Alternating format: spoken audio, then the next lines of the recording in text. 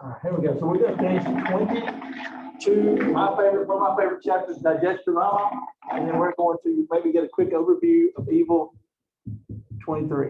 Okay, so if you watched your PowerPoint, which I'm sure y'all did, or watched the lecture, we got down to, we almost got through this thing. We were looking at walking our way through the parts of the body, the digestive system, and we got down to the small intestine where we absorb all of our nutrients. Okay, we're going to roll on down. There goes the stomach. Man, okay, here we go. Man, here we go.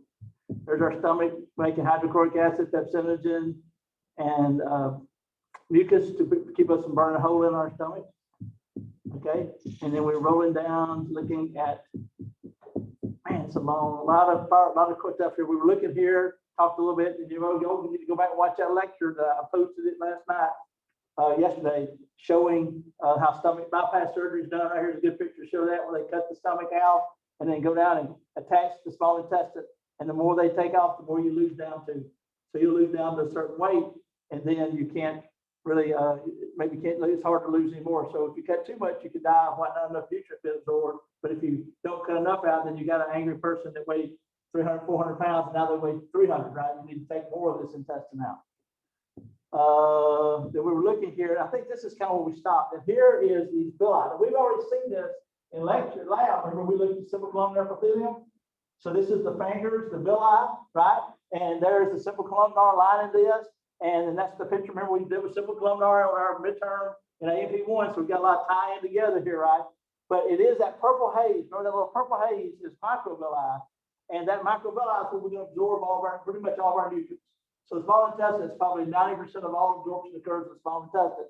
And what we're going to see is that sugars, proteins, and nucleic acids get put into this capillary bed, this blood vessels, right, through the simple columnar. And then the fats are absorbed into the lacteal, that green tube, which is a lymphatic capillary bed, right?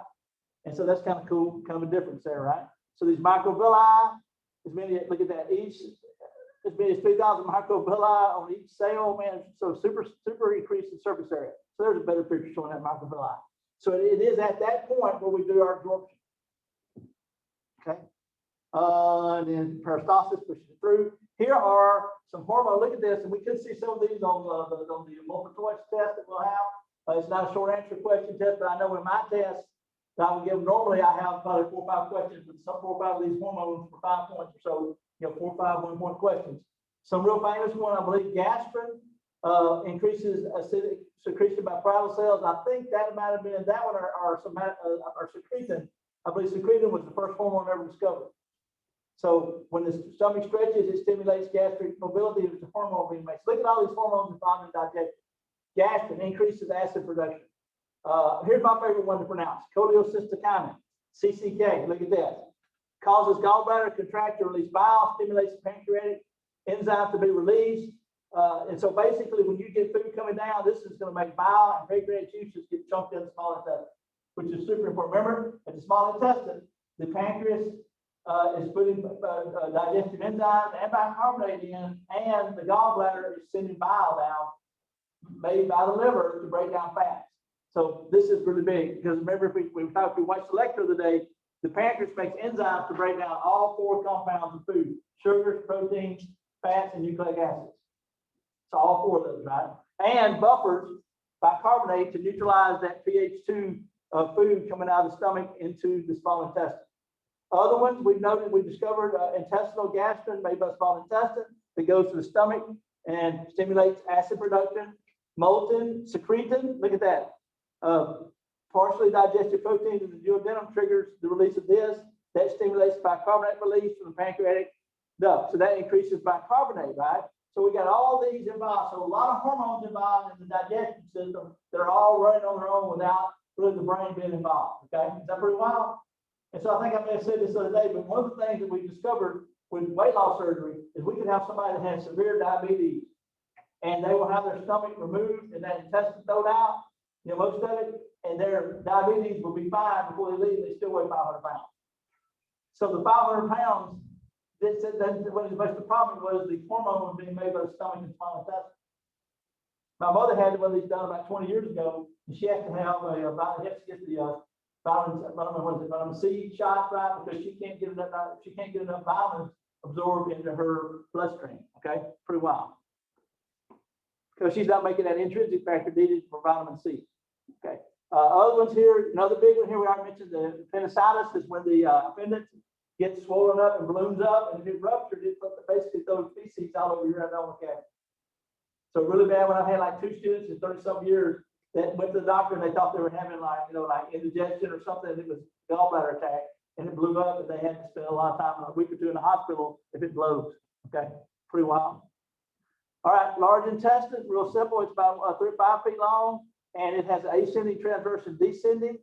Get a picture of it here. Here it is with the cecum there, the little blind pouch. And its main function is to suck water out of the feces, to control the amount of water loss, right? So if you suck too much water out, you got what? Constipation, right? You got to give birth to a brick. And by the way, one of my coworkers, both little kids, go to Magnolia, and they had a bug in the class, and they all have severe diarrhea and vomiting both, and a fever. So that she's been out now 2 days with both kids sick. Of course, it's a bug because the whole right her in their class at school has got it. But so this is where the feces goes on out without getting the water taken out of it, and that can be quite dangerous, right? That can lead to dehydration, right? Especially with little babies under the age of a year old. Cholera, one of the vaccines that y'all got as a kid, one of our childhood vaccinations, is a virus that causes the intestinal lining to not work, or the small and the large intestine. And these little infants in third world countries and in America without a vaccine die of diarrhea. So they diarrhea so much they get dehydrated and die.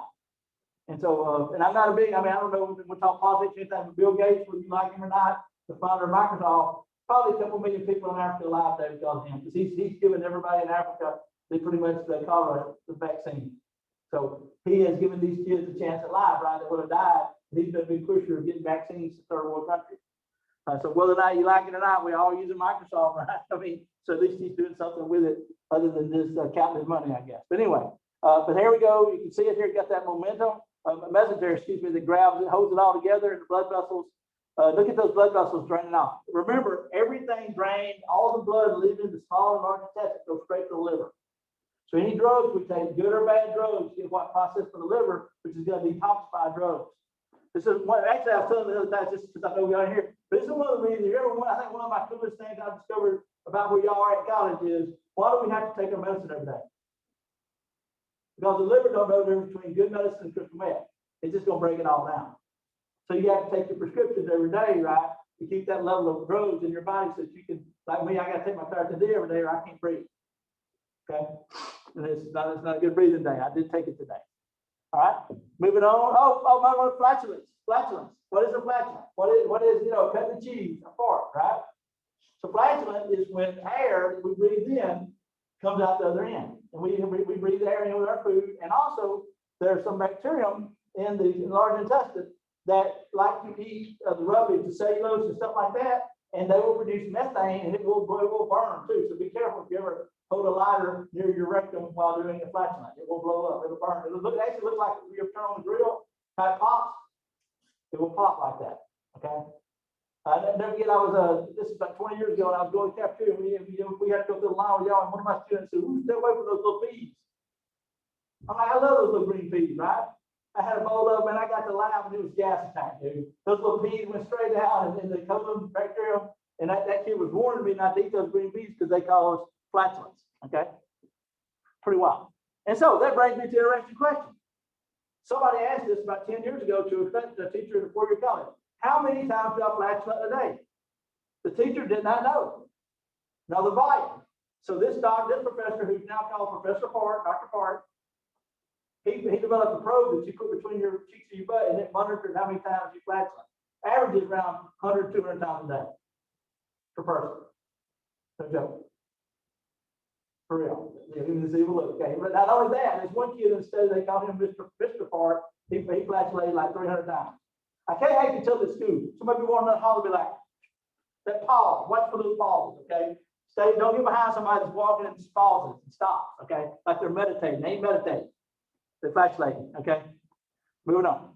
That's interesting, right? There it is. There's a rectum down there, and that sphincter holds it in, right? And you let that gas out sometimes. Okay? Moving on. think we're going to get down to the talk about the floor. I told y'all some crazy stuff. Look at this. Large intestine hosts staggering number of bacteria. Indeed, there are up to 10 times more bacteria in the large intestine than there are human body cells in your body. And the bacteria make up 60% of the dry mass of feces. This is why if you work in a food industry, you must wash your hands after number 2, right? Or you could kill somebody. So especially if you get someone else's bacteria, right? I don't know if y'all don't remember this. When y'all were about 3 years old, Jack in the Box, y'all heard Jack in the Box, real famous restaurant. It's on the cover of several of the chapters in the book. They had an incident where they bought some hamburger meat that had like everything went wrong. So in other words, it's supposed to be inspected, it's supposed to be frozen, and somehow this E. coli bacterium got into the hamburger meat. But we have checkpoints, right? It's supposed to be frozen. Well, it didn't get frozen right, and it got distributed only to Jack in the Box restaurants. But the final person who's going to keep you from dying from this bacterial infection is your truly trustworthy grill master. I know how that works, right? Working minimum wage, and they cut the hamburgers all the way done. Well, they served about a couple hundred raw hamburgers over a week and killed about 10 people, including a little baby that's like 3-year-old that never been to Jack in the Box, but dad had one for lunch, came home that night, made her supper, took a number 2, didn't wipe his hand properly, and made a sandwich and killed his daughter. Now, guys, I ain't real good, I ain't a lawyer, but I would say the chances of anybody ever going Jack in the Box in the next 20 years would be 0, right? They shut them down nationwide. Now I'm just saying, like, this is it. I mean, they're over, right? Their stock went to 0, it should be done, right? Crazy thing happened. They shut them down a week. They take all that bad hamburger meat, they throw it away, they go get that goofy looking dude now as a new mascot, they turn them right back on 2 weeks later, and everybody's in line drive-through like nothing happened. They interviewed some of these idiots like, oh, it's safe now, they'll be the only people who won't kill somebody now. I'm like, really? Really? So these same people won't get the vaccine, right? You know, I'm just saying, I didn't eat Jack in the Box for 2 years, okay, personally, okay? But I thought they'd have to change their name, right? Just rebrand their whole name. They did, they kept the name. Anyway, very sad story, but these bacteria. And another thing I said about in the class on Monday, I was at a conference 2 years ago, and I in Portland of A&P nerds, and we saw a lady give a talk about how the different bacterium in your colon can determine a lot of things, including how well you can take a heel for a knee replacement. Okay, I'm never going to correlate colon bacterium flora with knee replacement, right? But she showed proof that certain bacterium in your colon can make you have trouble getting a shoulder or knee or hip implant replacement. Okay, now remember I told you how smart person I know, right? My doctor friend in Boonville, right? Guess what he's been taking for about 8 years now, maybe 10. Those things you can buy at Walgreens in the refrigeration area that are colon bacterium to take the good ones, and he eats them every morning, and he keeps his colon full of real good bacteria. You can buy these. The good stormtroopers to put in your colon versus the other bad 60 or 70 hundreds of species down there. So the gut flora is a big deal, okay? Big deal. 500 different bacteria. You want the one that's the good ones, right? And some of y'all may have intestinal. Come on, has anybody in here got Crohn's disease or any of these things where you have your colon is digesting? Have you heard of this? Saddest I've had several students. I mean, lovely people, 20 years old. Severe pain, how far their colon and large intestine removed because of celiac disease and Crohn's disease. These are some bad diseases, and we don't know what's going on here, and it may be related to the flora in their colon. Okay, big time deal. Oh, which brings me to another one. How many of y'all want to lose some weight real quick? Right? There are places in South Africa where you can have a flushing of your colon. They give you, I'm not making this up, they give you laughing gas, and then they put a water hose up your rectum and wash your rectum out. And people pay like $500 for this. This is like crazy. Like, okay, spa. Look, you go Google spa and look at colon cleans. Now here's my joke. This part, I'm thinking we should do it at home and you just pick it up to your sink. It looks like water.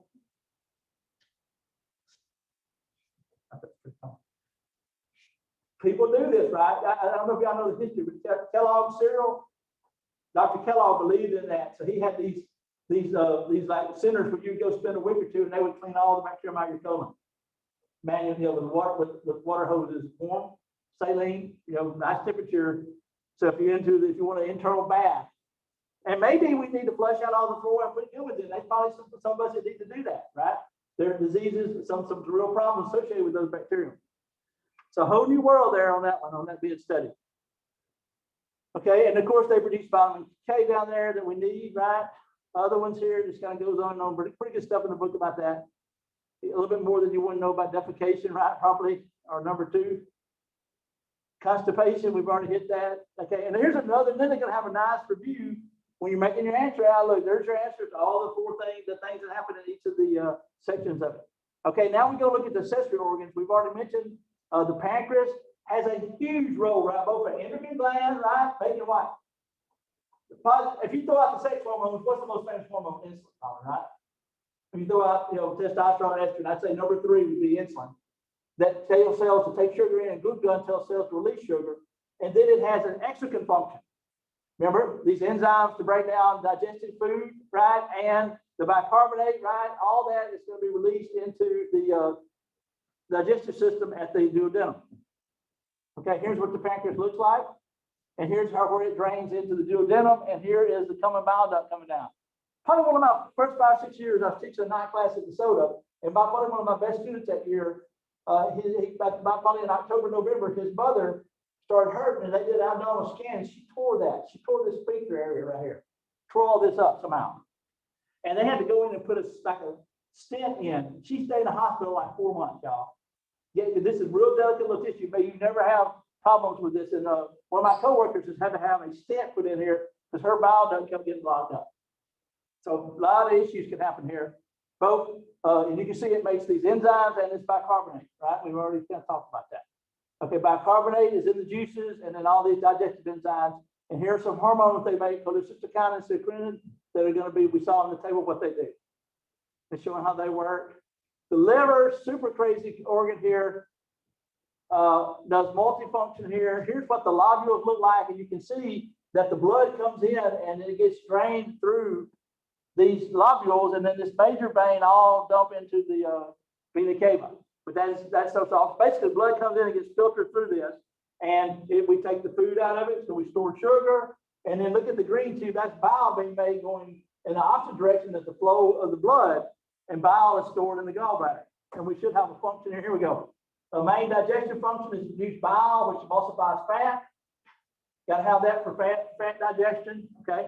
2 big functions of bile: digestion of lipids and the excretion of the waste product. Now, this is really crazy.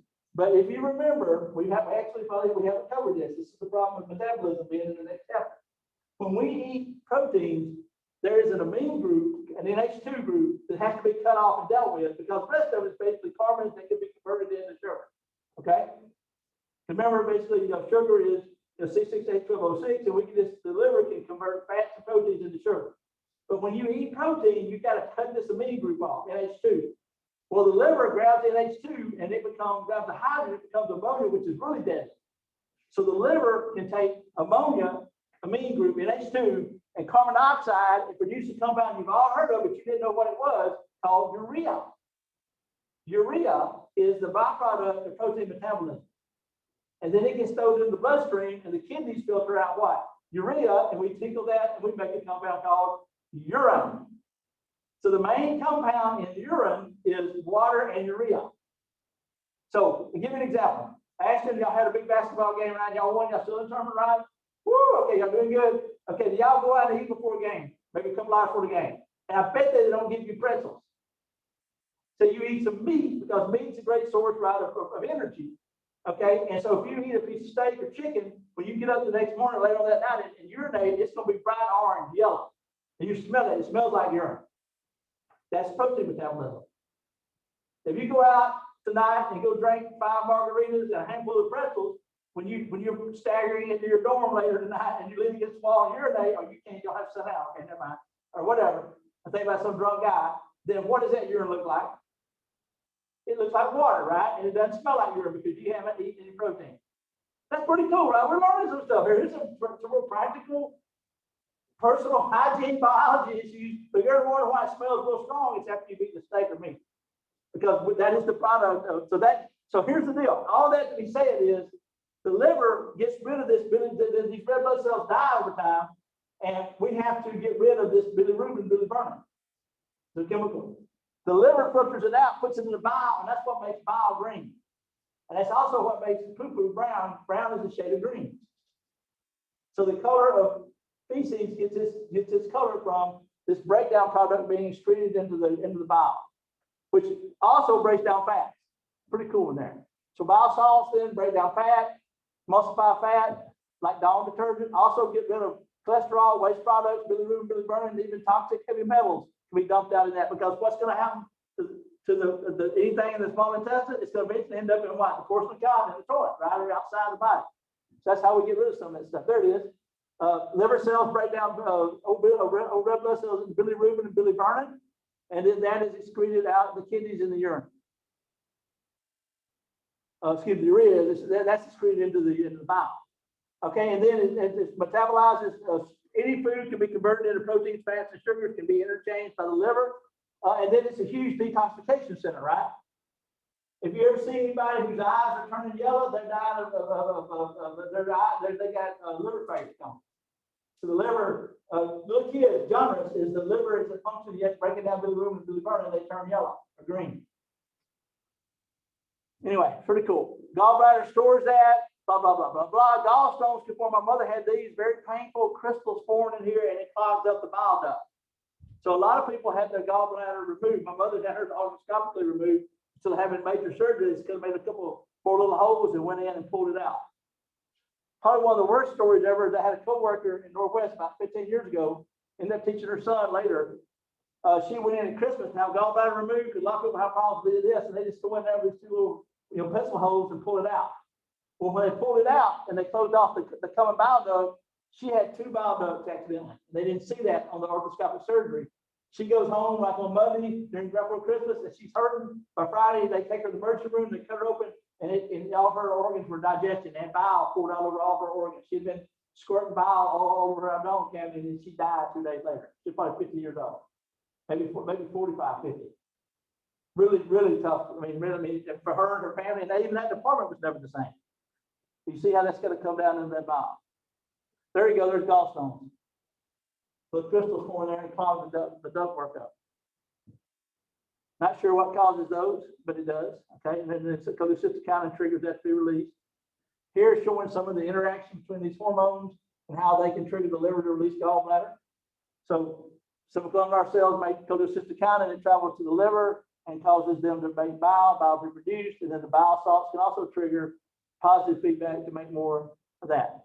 Here is another step showing all the different enzymes being involved in digestion here. Mouth, mechanical, amylase, pancreas, liver, bile, mechanical breakdown there. Pretty cool. Pretty cool here about going and having this detox stuff done, right? You don't need to go have no detox done. Your liver is your detox center, right? Make sure you have a healthy liver, right? And take care of your liver, because it is your body's detox center. Nothing much here on nutritional absorption, right? Other than we already said that proteins and sugars and fats are absorbed right through, but fats sugars, proteins, and nucleic acids are driving the bloodstream. Fats are absorbed into that lacteal, and I want you to know that. A little bit weird here. There's sugars being brought in. Gets a little carried away with this. I'm going to finish this chapter. We may get a little overview of the next one. There's some more. Oh my goodness, here we go. Here's showing fat breaking down, how fats are broken down into these lipids. So these little chylomicrons are absorbed. If we can get a picture of that, here we go. Here we go. So here it is being absorbed, and they get put in these chylomicrons that are carried to the blood, the lacteal. So the lacteal carries fats up to the heart, and it gets dumped in the cardiovascular system when it dumps into the vena cava here.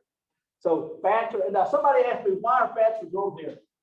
The slits in this are big enough. The slits in the capillary beds of the cardiovascular system are not big enough for these fat molecules to get through. Okay, so it is a physical reason for that. I had to go look that up one time. But that's showing digestion of lipids and all that's going on there. Here are all the digestion enzymes. Look at the amylase, salivary amylase, and look at all of the pancreatic enzymes. All of these to break down sugars, and there's one to break down proteins, and here's even one that breaks down DNA, nucleic acids. All of those are made by the liver. Look at that. Lipases, nucleic acids, and protein ones. These to break down proteins, and these to break down sugars. So the pancreas makes all those enzymes I was telling you about. Pretty wild. Keep your pancreas working. Okay, vitamins are chemicals that we have to have in our diet, organic molecules that have to be in the diet that our body cannot make. And they serve as the cofactors for some of the enzymes in cellular respiration, which is we're going to talk about in chapter 23. So the evil terms of taking glycolysis, Krebs cycle, electron transport chain. So we have metabolic pathways to break down sugars, proteins, and fats. And these enzymes to do that are very important. And vitamins serve as little spark plugs that they have to be bound to the enzyme for that enzyme to work. Okay? So if basically, long story short, if you're not eating the right foods or taking a multigrain vitamin, it would be like you running your car and me taking a couple of spark plugs out. And it would run, but it would be like backfire and be sounding really bad, right? And you've seen a I say the basketball players are a well-oiled machine, right? Y'all running, you've been working out stuff. So you imagine your efficiency versus me who have been in the gym in 5 years, right? My efficiency is not working very good, right? Okay. You have vitamins I don't. Okay, would be a good metaphor of that. Okay. Now there are two types. There are water soluble ones, and these are those that absorb into water, and then there are fat soluble ones that hate water. Okay, and they're lipid based. Okay. Now let's see if we got a table of them here. So you got, I think they're going to mention them in the next chapter, but we're going to learn those. There may be some matching on those, right? But the water soluble ones, are you have to take every day. The fat solubles can be stored in the body. Once again, an overview of this chapter. We got about 15 minutes left. And here's another overview of the whole digestive system. She did a good job with that. I'm going to stop sharing that one and switch to the other one here if I can. Share screen now with 23. We're going to get a little bonus overview. Okay, this chapter. Okay, and this is the evil. Okay, this is the one that's tough to me. I think it's very difficult. So we'll spend all night. We'll have a lecture on Wednesday. Y'all will get the lecture to finish this, but you just got to watch the video. Okay, so quick overview. We're just gonna dive into it.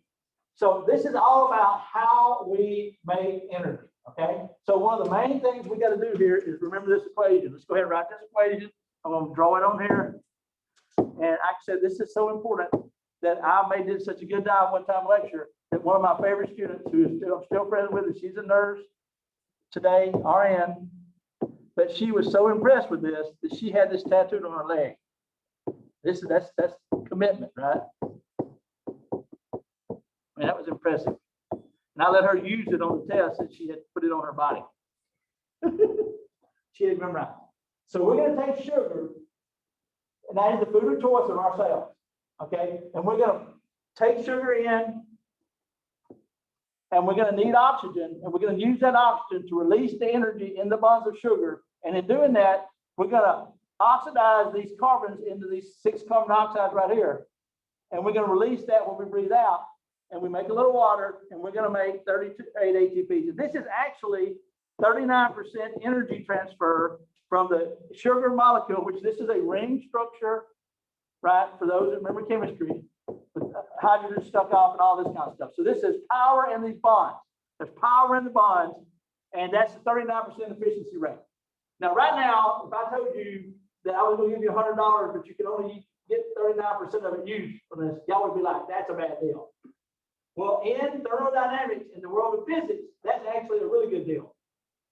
Matter of fact, the only person driving a car that got 39% efficiency in the gasoline would be, is anybody driving a Prius or a hybrid? Anybody got a hybrid car? I have about 2, and both my daughters have hybrid cars that I give them. Those might give to them. Their car will hold 8 gallons. So when it's $1.50, they just like $15, $14 of gas fills it up. Okay? They're high efficiency. They're about 40% efficiency. What I mean by that is 40% of the energy in a gallon of gas is converted into turning the tire. If you're driving a truck or an SUV, big old car, you're getting like 20% efficiency, 25%. Those big old trailers, the people, like those mobile homes, people drive those travel cars, they get like 6 to 10% efficiency rate.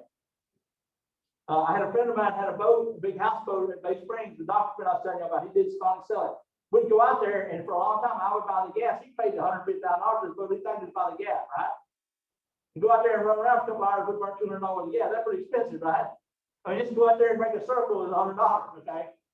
At $3 or $4 a gallon, because that's what they charge at the marina for this. So it's got to do with efficiency, right?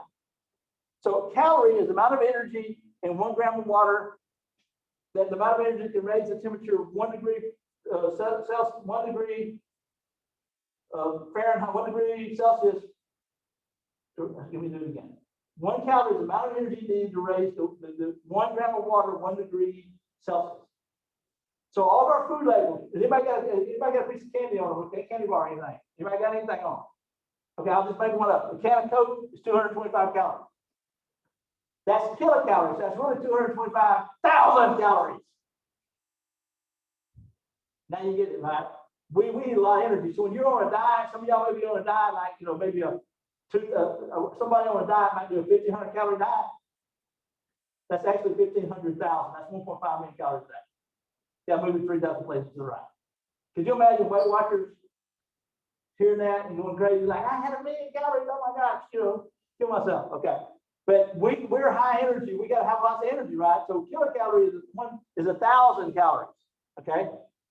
So that's the amount of, that's the amount of energy you need to raise 1 kilogram of water 1 degree Celsius. So we measure energy in calories. Okay. And there's power in this ATP. Now, one of the worst things I had to discover about 8 years ago when I started teaching major biology, we've been teaching this equation since I've been in school, so 40 years. This would be like, if I were a preacher, this would be like my 10 commandments, right? Then, you know, like certain things, you know, they have the 10 commandments or something like that. So what if I told you is that when we went to the laboratory trying to measure this, no one's ever measured 36 ATP. So that is now the theoretical yield is 37. Some folks say 36 to 38, but actually no one's ever measured more than 30. So it's kind of like theoretically we get 36, 38, but no one's ever measured more than 30 in real life. Once again, real life never really matches sometimes our fantasies, right? Our theoretical yield. So it's a theoretical yield. Okay.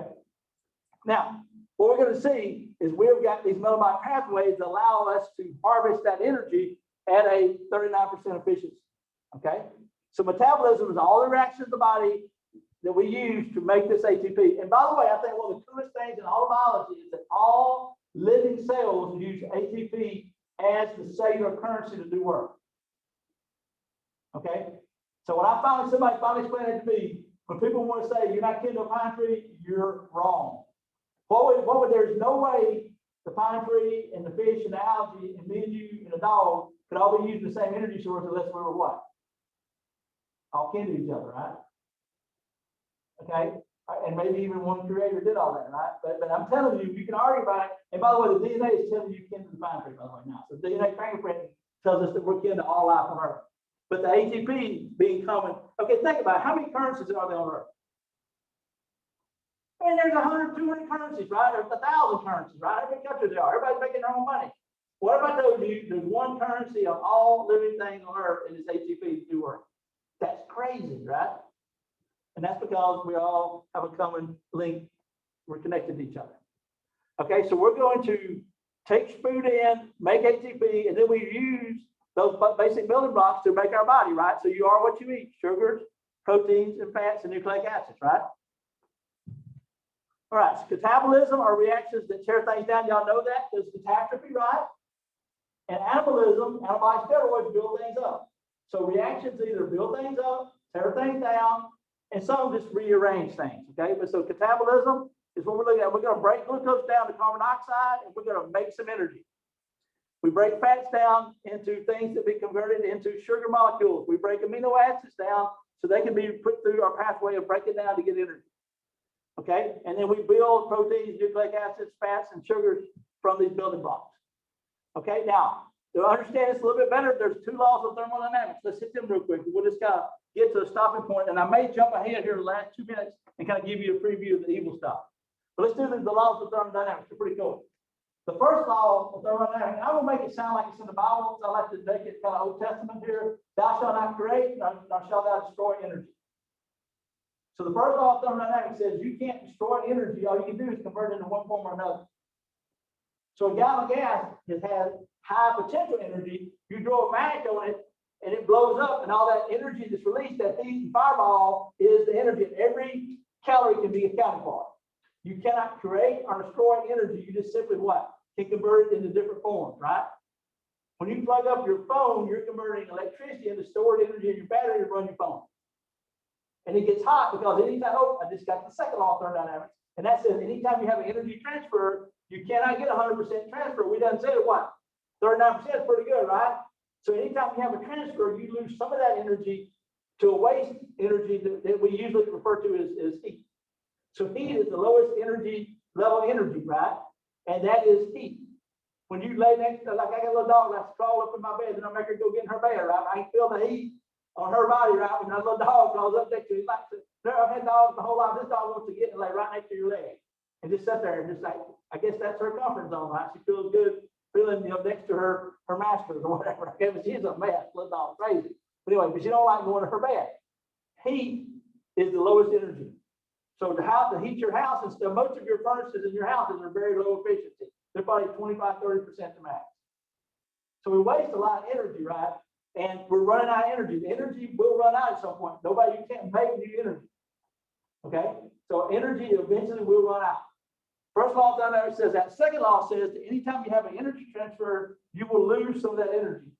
And the second law also is sometimes called the law of entropy.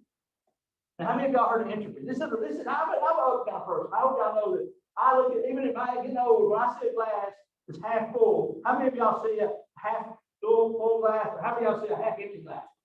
There's some negative people, right? They'll see, we see the same glass, and some of them go, I only got a half a glass. Other people go, hey, I'm glad I got a half a glass. I got a half a glass. Ooh, I'm excited, right?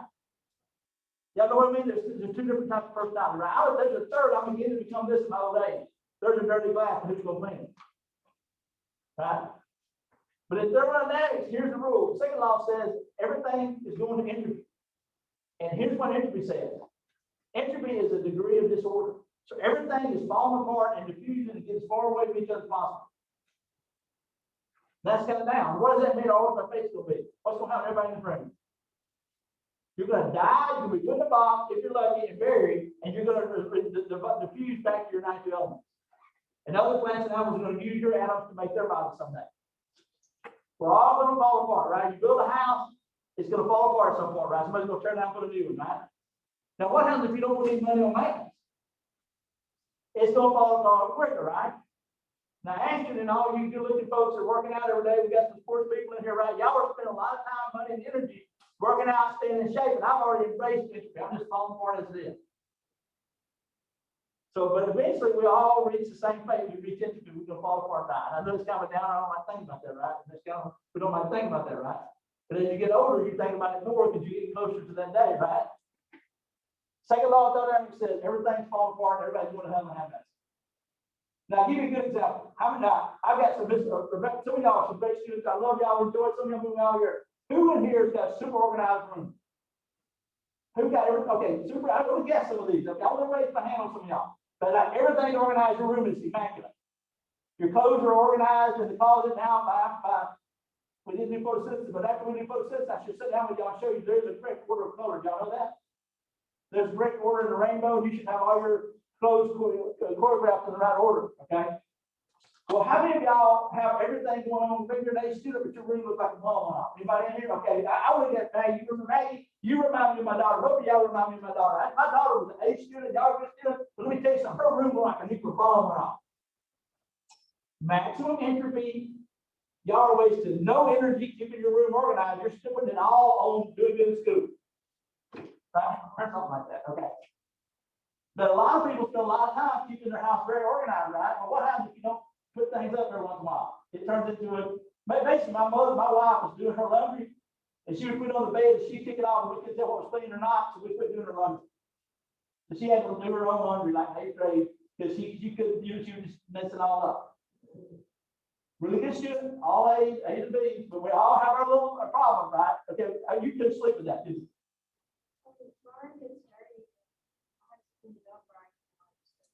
Okay, because I know people that cannot. I have to spend my movement now. I'm talking about people with super OCD. We moved one day. It was like 10:30. We got all the boxes in our house, and she could not literally go to sleep until we hung all our pictures. She was hanging pictures through the morning, but she could not. It had to be just right. They make great nurses. They make great, they drive me crazy as a wife. Okay, but they do have there's a place. You don't want to make errors in the hospital. All right, real quick overview. We got 1 minute. I got 2 minutes. So let me show you the big one here. What we're going to see is that we're going to do these metabolic pathways. I'm going to come over here to a big summary picture. We're going to go through these. I'm going to get through. I'm going to go to the very end. I think I have a summary picture at the end. I thought I do. So here's what happens. Yes.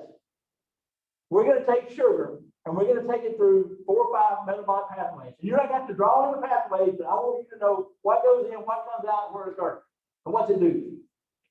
Glycolysis is 10 reactions that break sugar down into pyruvate, which is a 3-carbon sugar, right? 2 pyruvates, and we make some NADHs. Then we take the pyruvate into the mitochondria and we do the Krebs cycle, do a intermediate step transition reaction. We make more NADHs. Then we have a circular metabolic pathway. The acetylcholinesterase A goes to it, and there's like 8 reactions here, and we make truckload 6 NADHs and 2 FADHs. And these NADHs are energy transfer molecules. They're just stored energy that's going to be used later to make ATP. And then we end up breaking down, nothing down, but we make carbon dioxide, all that's left. And then all these NADHs, FADHs go to the electron transport chain, which is drawn right here, and we make 34 ATPs. So basically, we tear the sugar apart, we put the energy stored in these NADHs and FADHs, and then they go to the electron transport chain in the mitochondria. I'm going to show you a video of it next Wednesday, where we make all this ATP. And that's how we're alive. And now, here's the point I've already said. Oxygen is the final electron acceptor in here, and that's when we got to breathe, right? When we had the respiratory chapter. So we got to breathe to get oxygen. So ETC can't work without oxygen, and we got to get rid of all this carbon dioxide we make by doing that. So the steps we're going to be talking about are glycolysis, intermediate step, citric acid cycle, electron transport chain, and then sometimes we just do this, and we don't have a mitochondria, and this is anaerobic respiration. We just make AT2 ATPs that keep living off the sugar. That's inefficient, but that's called fermentation. All right. Please read over that. I'm going to go ahead and post my lecture from last spring. So I'm going to put it in there. So y'all watch that before we go to class next week. Okay, let's see that. Okay, the full chapter 23. All right, y'all have a good day. I'm going to stop it. Thank y'all for paying attention today. And the fourth be with y'all.